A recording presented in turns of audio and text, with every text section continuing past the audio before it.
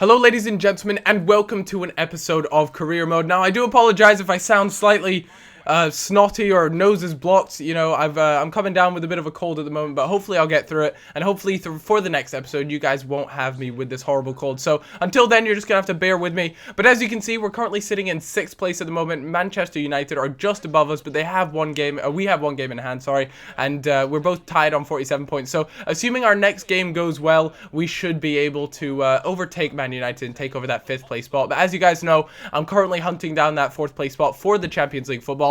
And as you can see, Arsenal were actually crowned champions of the Capital One Cup, which it doesn't really surprise me at the moment. They're actually having a really good season. They're playing well. And for me, they're one of the hardest teams to beat in career mode. They seem to play this really good Barcelona football, and I just can't seem to break them down. As you can see, they're currently in 3rd place. Fulham in 2nd place. So, yeah, I'm not too sure why that is. But hey, maybe they're just having an amazing season. Maybe they had a financial takeover. I'm not entirely sure. But they're sitting very comfortably in 2nd place. And I thought I'd go over the squad report. I know you guys are really interested in seeing how the players are coming along. And as you can see, they are doing very well so far. Sven Ulrich there isn't actually developing that well, but that's only because he's recently signed for us, so he hasn't really had time to settle into the team. And not to mention, I don't think I've actually started him in every game that he's been in the team. I've only started him in a few of them just to ease him into the squad. President Obama there at an 83 rating has gone up by 4. Daniel Sturridge, as I mentioned last episode, he is just tearing the field up at the moment. He is scoring goals left and right, and as I said before, you know, compared to the start of the season, he has come on immensely, and he has really improved. There's some players there, and we'll eventually get onto some of the players I loaned out, but as you can see, overall, everyone is actually becoming a bit of a better player. Shelby there is a little unhappy, but that's mainly because he isn't getting the game time that I assume he would expect. As you guys can see, Glenn Johnson has actually gone up 1. Now, he's moved from a 79 all the way to an 80. I know that's not a big improvement, and I honestly don't expect him to become some sort of 85 rated player. Maybe with a little bit more time, he might reach up to an 82 maximum, but I really don't expect him to go on and become any more than an 85, really. There you can see some of the players on loan. They've improved themselves as well. Going up by small amounts, as you can see, Yesel there. He's gone up by +3, and I know he's only still around in the 60s as far as ratings go. But I hope next time when he decides to stay at Liverpool, I don't think I'm going to loan him out next season. I think he's going to stay at the club because I do want him to, you know, I feel as though if you play them at the club, they tend to improve quite a bit better. But I think choosing to put him out on loan has actually really paid off. He has improved, and it's definitely been a better choice considering that he just wouldn't get the game time that if he stayed here at Liverpool. There is the league table at the moment. Arsenal in 3rd place, Chelsea in 4th, and you guys are well aware I'm hunting for that 4th place spot. Daniel Sturridge with 32 goals across all competitions, which to me is just absolutely bizarre. I mean, he has really stepped up his game. I can't express how impressed I am by him at the moment, but I say that as he misses an absolute sitter there, but that was with his weak foot, sorry, and because he is left-footed, so anything with his right foot, it tends to be a little bit weaker, although his right foot is okay in really simple opportunities, but his left foot is just lethal. If you can, it's kind of like Messi. His left foot is incredible, but his right foot can be really strangely poor sometimes. But that is some hell of a goal from that sort of angle. To bury that into the far netting was really impressive,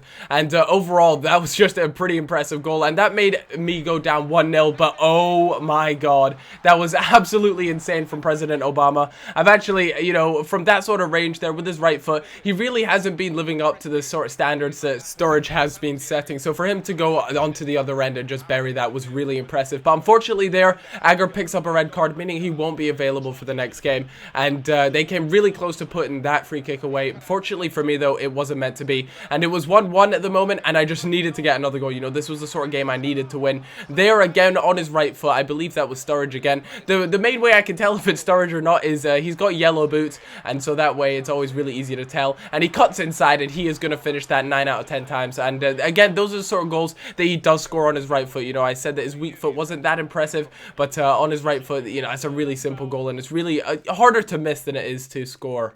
So after going 2-1 up and managing to come back, we decided to make some substitutions. Obviously, we had Agger, who will be suspended for the next game. We decided to mix it up a little bit. Gaining these sort of 3 points is absolutely crucial to our league campaign at the moment.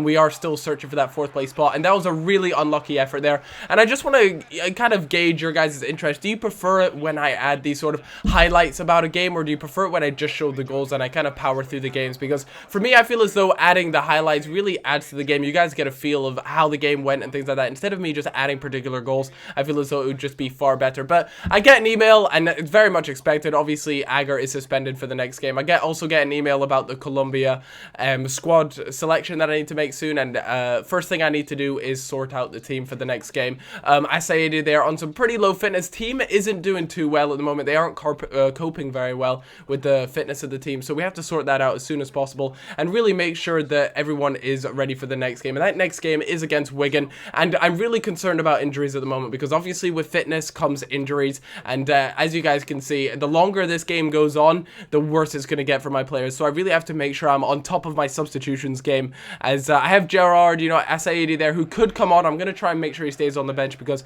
I want him to be available for the next game on really strong fitness. But there, Sturridge, 23 league game goals, so really impressive for him, and you know, I can't really talk about him enough. He's been really that impressive. A really unlucky effort there. He was actually really short for time. I honestly thought he might get it, but it was really pressured, and I don't know, I figured that would be quite a hard goal to finish. But a beautiful ball played through. I honestly didn't expect something like that, but the finish was just as good. You know, to squeeze that just underneath the keeper was really impressive, and overall I was really happy with that goal, which meant we went 1-0 up. But that was very short-lived, as they actually came back in the 30th minute to score there, making it 1-1. And this was the sort of game where I just really wanted to win it. You know, there was no way I was willing to lose this at all. 3 points was absolutely necessary against this team. As you guys can see, though, I am getting plenty of chances, and unfortunately, they just aren't going into the back of the net. And there, Sturridge, with his left foot, like I was saying, absolutely lethal. He is just doing such a great job, but unfortunately there, it didn't go back into the back of the net, and things just aren't going my way. But it's not to say I'm not getting the chances. You guys have seen, you know, I picked up the chances. It's just not working out for me. So Wigan there, like, what the fuck sort of goal is that? I mean, really, what sort of angle is that? I mean, their first goal there was at a very strange angle at the first time, so I thought surely it wouldn't happen for a second time, and what do you know, it did. And unfortunately, it ended 2-1. You know, I was expressing how important the 3 points were for this particular game, and as you can see, I wasn't even able to pick up 1 point at all, so a really disappointing result for me. And, you know, the 2 goals they did score, I suppose I could have done a bit better as far as defending goes, but at the end of the day, you know, they were just 2 class finishes, and sometimes you just have to accept the fact that you were beaten. And, you know, the other team, I'm tempted to say they were the better team, more down to the fact that they had some class finishes, and obviously Sturridge wasn't able to put it in the back of the net. And yeah, just overall not too impressed with that. But I had Lazio coming up, and this is my European League game, so a game against Lazio is always going to be really important. They have some quality players. Closer there, Hernandez as well. I mean, they have got a team packed full of quality.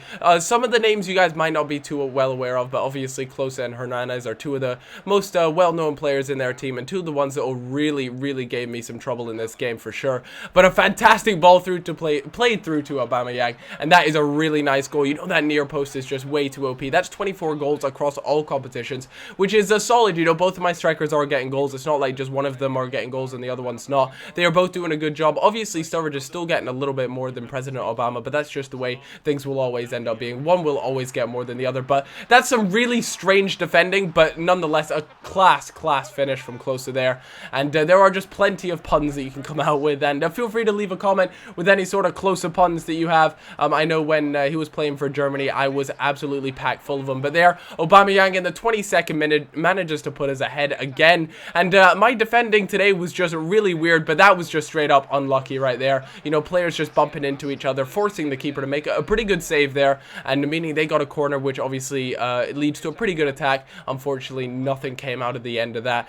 Still, you know, we're not that far into the game, but that is some hell of a ball played in, and what a beautiful header that is. You know, I kind of wanted to blame the defender, but at the same time, the attacker did a great job to get in front of my defender to put it into the back of the net. Unfortunately, though, that was that 2-2. Aubameyang there with a 9.4 rating and man of the match. Really happy with that, but we'll just have to wait for the next leg, and hopefully we can do a little bit better. So here is the national squad. First thing was first, making sure Muriel was in the team. Brought in Ibarbo as well, because at what team was it? Was it Ajax? I think it was. I brought in Ibarbo, and I really wanted to see how well he would do, and I decided to bring him into the starting team for Colombia, and it'll be interesting to see how well he plays and how well all that goes. But I hope you guys have all enjoyed this video, and if you had, then leaving a like is very much appreciated. You guys don't know how far that goes to helping me out, so I really do appreciate that. And a comment with your close-up pun is also appreciated. I hope you guys all have a great day, and I'll see you in a bit. Bye bye.